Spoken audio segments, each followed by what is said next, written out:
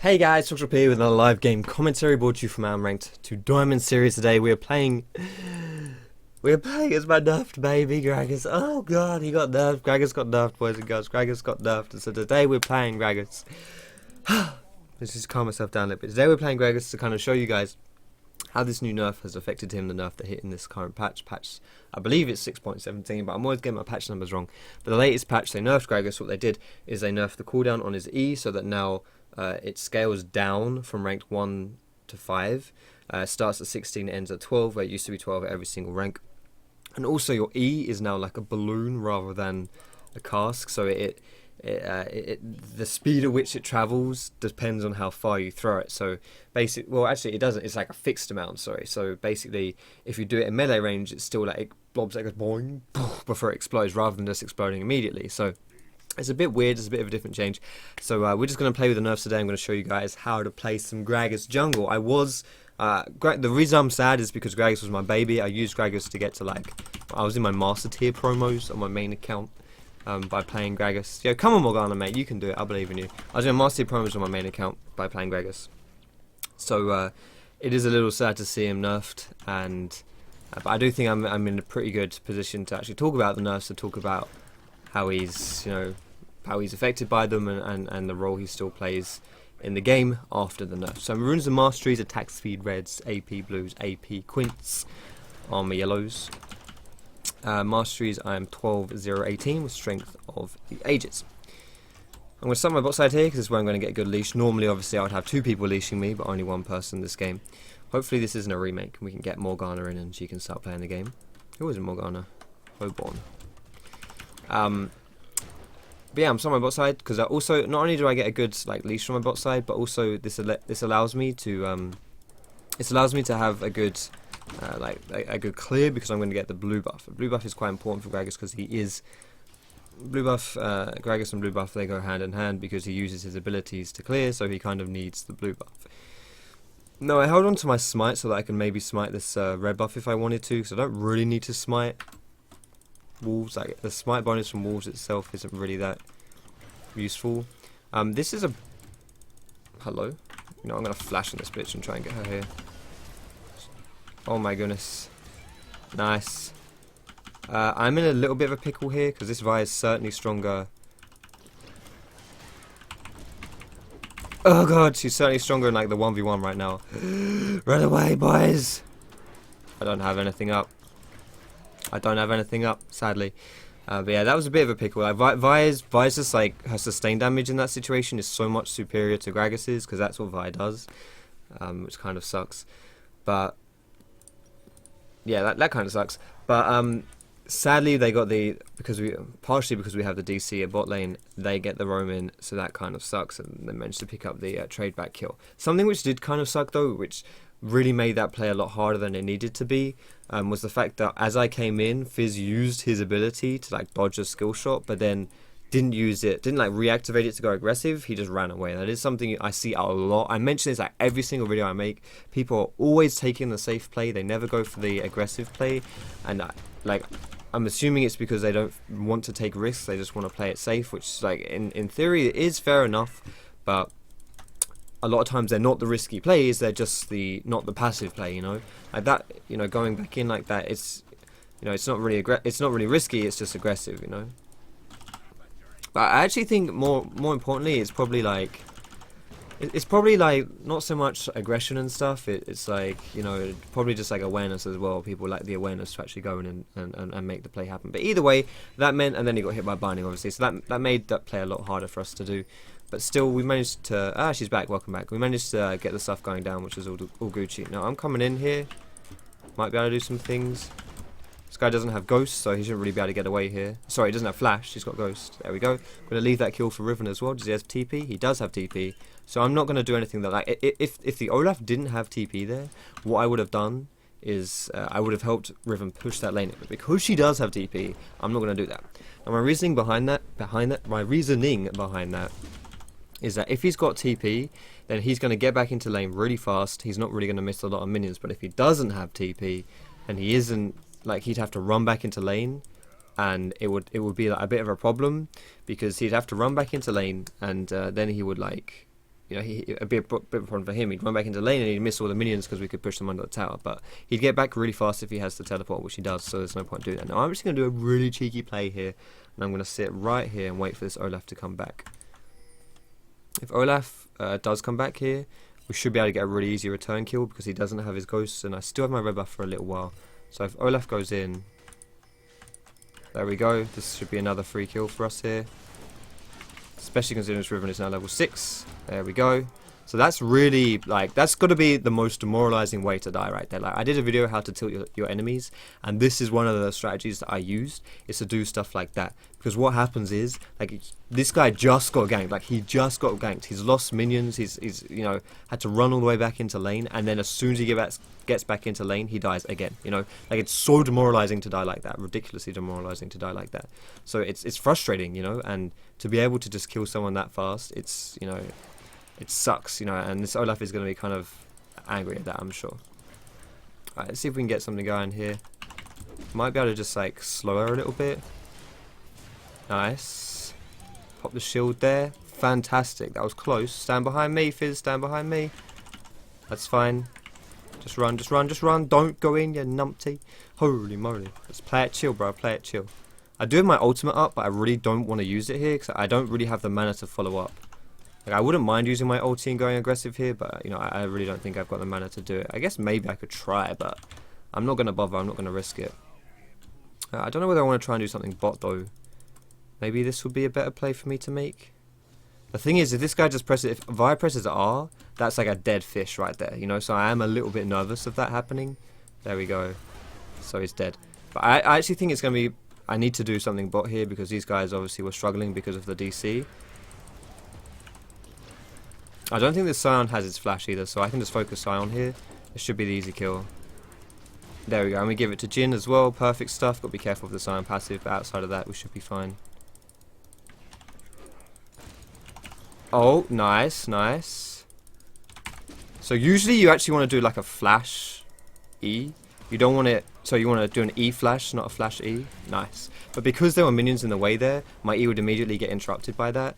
So instead, good job. So instead, I'm going to do a flash E. Like usually, you use E and then you flash at the tip of it because that doesn't give anyone any time to react. But that time, doing the flash E was better because there were minions in the way there. So that's really good. Like, we're doing really well right now. And this is what we need, you know. This is exactly what we want to have at this stage of the game. We want to be snowballing our lanes if we can. Gragas doesn't have to, like, he's good in the early game, but he doesn't have to do stuff in the early game. This is why I love playing Gragas so much in the past, is because he's a really well-rounded jungler, not just because of his belly, genuinely well-rounded because he's good in the early game like you're seeing here, but he scales really well. Like, he can make plays, he can be aggressively making plays, he can defensively make plays, like he can do whatever he wants to do really. Like, he doesn't have any specific playstyle you have to adhere to, which is really good when you're playing jungle because it means, like, if something happens, like you get behind or whatever, then you don't have to worry. Like, I don't have to worry about, you know, if I get low on, like, I fall behind, I'll just go tanky and I'll still be useful. I can play team fights, you know. I don't have to snowball lanes in the early game for me to be useful. But when you can do that, it's really good because then it means, like, you know, like I'm even better suited for doing this other stuff in the future as well. I'm keeping my eyes on the lanes a bit here. You always want to be keeping your eyes on the lanes. You want to know what's going down. You want to know where's strong, where's weak, where's getting camped, where Vi's paying the enemy jungle, where Vi's paying attention. All that stuff. That's stuff you always want to have knowledge, you know, because the jungle is a role that you have to make a lot of decisions from the jungle, and the best way to make decisions is by having good knowledge. Like, it's hard for you to make decisions if you don't really know what's going down, you know. Like, if you don't know, you know, like, the more knowledge you have, the more information you have, the better your decisions are, basically. The better your decision making is. Now, I'm going to take this red buff before I go and gank, I think, here. I'm keeping my eye on the mid lane. Like, I actually do really want to do something mid, but I also want to try and snowball Riven a bit more, and I also want to try and focus on countering Vi. Is she going to die here? Thank God for that. If she died then, I would have been like, oh wow, that was a misclick. I'd have been pretty sad. I actually really want to try and get this Rift Herald though. Like, Rift Herald on Riven is going to be really, really awesome. Wow, no one saw that. Like, Rift Herald Riven is so strong. Like, ridiculously strong. Like, she's not going to have any problem stop lane if I give her the Rift Herald, but I have to get her it first. So I would like to be able to do that, but obviously easier said than done. But I also, the problem is I really want to help Fizz as well. Like this Fizz is just, he's struggling a little bit, but a lot of it is because he's getting a lot of attention from Vi. So I would like to be able to go there and to help that. I really would. I don't know if I'm going to be able to do that necessarily right here, but I would like to be able to do that. So that's something I'm really keeping my eyes on a little bit here, just to try and make happen. I think Vi is either doing that, or she's... No, she's not. Okay. I was going to say, or she might be going bot. But wait, did I just two-man the Skull Crab? I want to go mid here, but she keeps disappearing. Maybe I'll just go bot instead. Unless, is it like warded there or something? I don't think it is. This is actually a bit of a risky play by me because my bot lane is really, really weak here. Like they're really low on health. So that's how you got to use your ulti now. Is you just got to use it really, like... You've really got to... Oh shit, hello. Alright, fantastic. Cool, double kill. Nice, that was good. Good job, Morg. That was really well done. That's basically, like, there's two adaptations I think you've got to make now with the nerfed Gragas. First one is that you've got to use your ulti like as soon as you hit your E. Like you have to get that stun off, else it's not going to work. You also have to like over predict your ulti sometimes as well, which is always a recipe for disaster in general. But you know, you've got to, because it takes so long to land sometimes that you firstly, you know, if they're not stunned, they'll just move out of it, and secondly, like you never really know where they're gonna be when the ultimate lands. Like it's kind of a bit hard to know that because it's, you know, it just takes so long to land. So you've got to over-predict it just a tad. Now, I would love to kind of sneak in bot here, but I don't really know if that's going to be possible. You know what, I'm actually going to recall and go top here, because I've got a feeling, like if I, like Vi was just top, and if I'm Vi, I'm thinking actually maybe I do want to stay top here. Oh my god. Okay, that's fine. That's fine, I guess. But Vi didn't stay top, so that's actually pretty good for us. So I'm going to go for some armor this game. I think on Gragas, like, you can go for like a damage build on Gragas, but I think that it's better to just go for a tanky build. Anytime I go for a damage build on Gragas, I don't feel like I do any more damage, but I die 10 times faster. So I don't really, you know, I'm not going to be focusing towards damage this game because I don't really think that's what you don't need to do that on Gragas at all. So I'm not going to be doing that. I'm just going to be going full tank really, and they do have quite a lot of physical damage on their team. They've got Olaf, they've got Vayne, they've got Vi. There's only really one source of magic damage, that's going to be Lux, so nothing really for me to worry about too much by itself. I would love to try and get in on this Lux here though. No! I'm tanking the tower here for Fizz so he can stay. Oh wow, that was juicy, Fizz, nice. I didn't get my ultimate off there, I'm not sure whether it was on... I don't think it was on cooldown, I think I cancelled, not cancelled it, but I couldn't get it off because I was in my W animation there. I'm not sure, but either way, we didn't need it, so that's fine. It's a bit lucky that she actually face checked me there, because that was not something I was expecting. Yo, this Vayne's going for a gank. Can I get there in time? I'm running, boys, I'm running. Probably shouldn't have used my E, because that now has a 10 years cooldown. But yeah, there were two adaptations. One of them I haven't actually mentioned yet.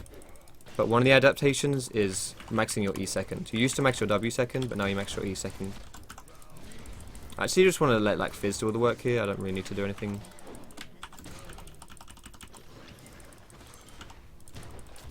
There we go. 2 kills for Fizz. Perfect stuff. I know I'm being quite selfless this game, which may or may not be a good idea, but either way I'm being selfless. So getting my teammates fed is good because it means that I don't have to help them myself. But at the same time, you could argue it's kind of risky because the more help you give your teammates, like the more kills and gold you give them, the less you have for yourself. Which can be bad if your teammates then start sucking and you're just like, well, you've got all that gold but you're not using it, you know. So if you don't trust your team, then, you know, taking kills can be good, and depending on who you're playing, you'll want kills anyway because you want the gold from kills. Like, you know, if you're playing someone who wants to go like a full damage build, you'll probably want to get all the kills, but I don't really care about having gold on Gragas, so I'm playing the risky game, boys. I'm playing the risky game. I'm giving them the gold this game. Anyway, we're now 15 minutes into the game, so I just want to ask you guys, how you doing? How's it going, boys and girls? You had a good day? You had a good evening?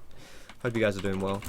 I'm going to Insomnia League Fest tomorrow. I'm leaving for that tomorrow, which should be fun. Well, actually, I don't know when I'm going to be releasing this video, so this, you know, I may already be there, you know, by the time this video goes live. I don't actually know. But, you know, I'm going to be there. It's going to be a lot of fun, maybe. I'm a little bit nervous about it. But I've taken a lot of measures to... I've taken measures to make it easier for me.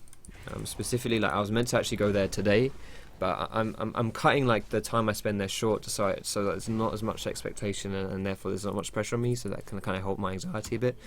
So that's good. It should be fun. But, yeah, let me know what you guys are up to. You doing anything fancy, anything exciting? I always like to hear what you guys are up to. You always make me laugh as well, which is good. Now, I don't really want this Maul to go too aggressive here. Okay, especially if she can't hit her bindings. I'll leave him for Fizz. Ult this guy away. I'm actually surprised I'm managing to get these ults off, considering I have to predict it quite hard. Like this isn't... I don't know, I actually feel like I'm better with this ult than I was with the old ult. As weird as that sounds. Oh wow, really? We couldn't just run from that? Oh damn. Well, that's awkward. I wonder if we can get this tower here, though. We might be able to get the first blood tower here. This is first blood tower still, right? Yeah, let's get the first blood tower here. So first blood tower... Well, generally speaking, like, pushing towers down... Oh, okay, we're not going to get first blood tower. Pushing towers down is really good. I always say, if you've got a laner that's doing particularly well, then helping them to push down their wave is really important. Like, if you've got, like for example, this Riven, if she was absolutely stomping this Olaf, which she kind of is, you know, I've given her a lot of help, obviously, but she's not 100% stomping, but she's, you know, she's doing really well. No, I just push that lane. I will just, you know, okay, I'm going to go sit on your lane. I'm going to push your lane down, and then you can roam. So the thing is, if you push down towers, it makes it a lot easier for these people to go and roam, which is very valuable. You know, if you've got strong laners who can then go and roam and influence other lanes. So for example, with this Riven, right? If this tower is alive, then Riven more or less has to just stay in her lane, because if we push minions, if we try and push this wave down the enemy lane, it's always going to stop at the tower, and the tower's going to kill the minions, and it's going to, like, neglect the push. But on the other hand, if we don't do it like that, and if we can get that lane pushed in, then she can push even further, which gives her more time for her to then, like, roam before the lane starts pushing back into her, you know. So it's good to push lanes down that are winning, because then it allows that laner to roam, and then they can go and influence the other lanes, which is quite good for you know, SotA games, because I'm losing my voice. SotA games, because, you know, then it means that your laners can obviously translate their leads to other places. What is this Vayne doing? She hit the tower like 10 different times there. Am I just going to go for the dragon here? Yo, you want to go? I'm not sure you want to go here. I know Vi's around here. Vi isn't around here anymore. Oh, she is here. Okay, I swear I saw someone down there, which I thought was Vi, but it's not. Okay, see, that is the nerfed Gragas E, which really sucks. Not E, sorry, ult. Well, it doesn't suck, but in those situations, it does suck. You know, I tried to, I misplaced it there, like, really bad. Oh my goodness, no. Are we doing this?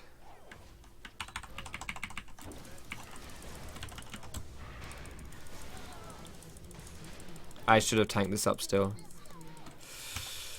Jin has his ult. What's he doing? Okay, whatever. I think Jin could have done that with his ulti.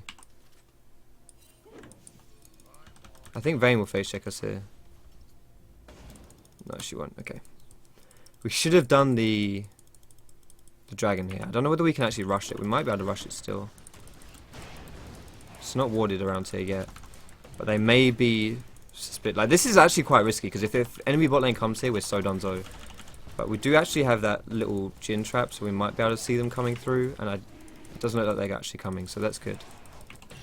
Alright, that was actually really risky. I wasn't happy doing that. I was not happy doing that. But we're fine. That play on Vi was really bad by us, though. What I actually should have done is I should have flashed in front of Vi as she was charging. God damn it, Scott, make up your bloody mind. You're worse than my girlfriend.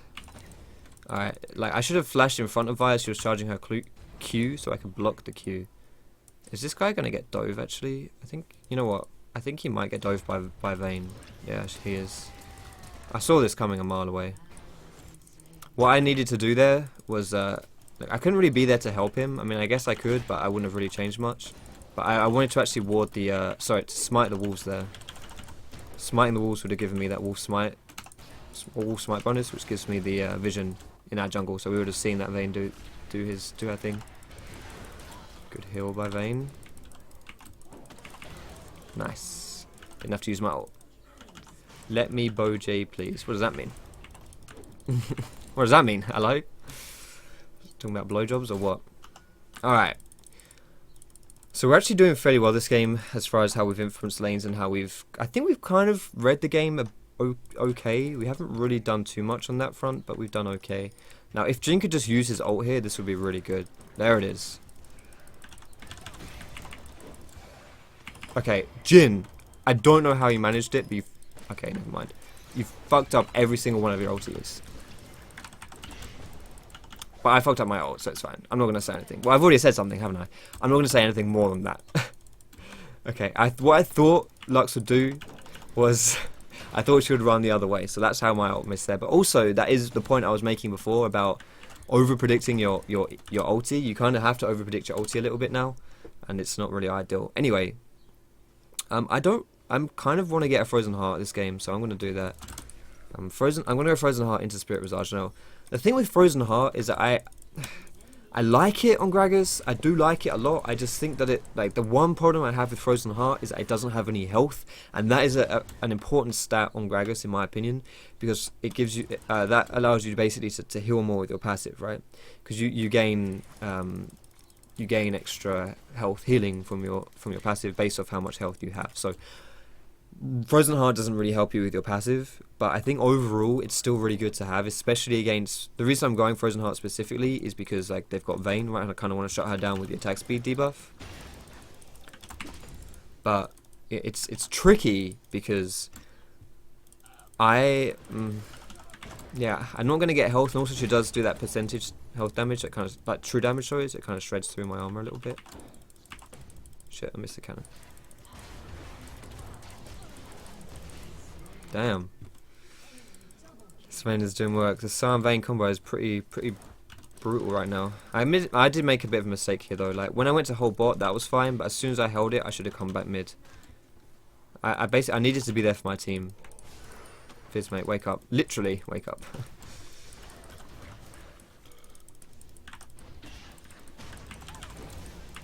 Shit. That binding hit something now this guy's done though.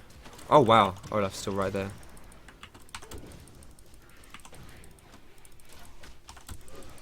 I'm just going to ult that guy away because he might just try and lob an axe at fish or something like that.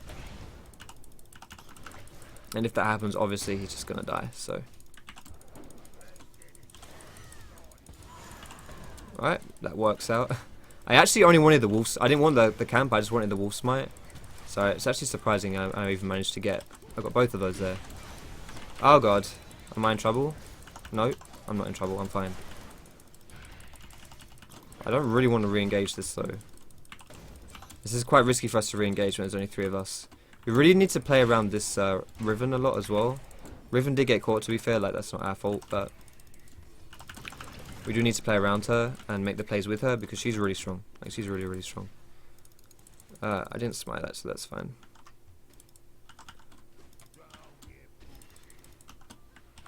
Alright, let's do it. There's a Nash call has been laid down.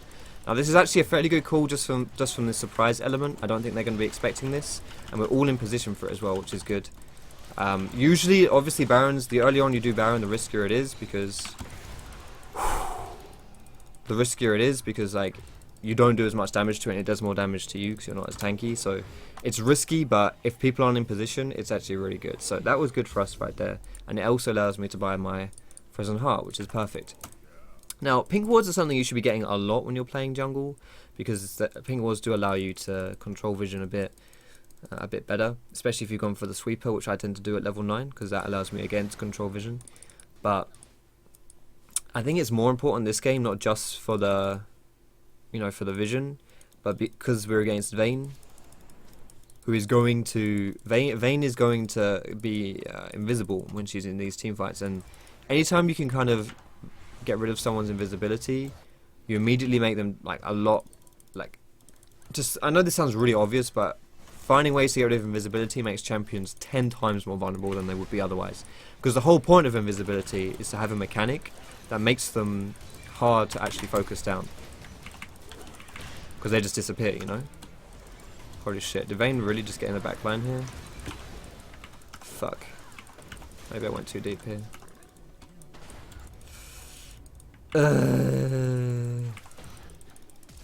Ha! Come on, boys. Alright. We need to be really, really careful now of this Vayne. We need to sit on her, make sure nothing happens, because she's going to win the game by herself if we're not careful. This Vayne really doesn't want to lose, does she? I really don't think that we should be... Oh, shit, whatever. You know what? I'll keep the thing. I really don't think that we should be splitting with Riven, though, because I think Riven is the best weapon we have against the Vayne.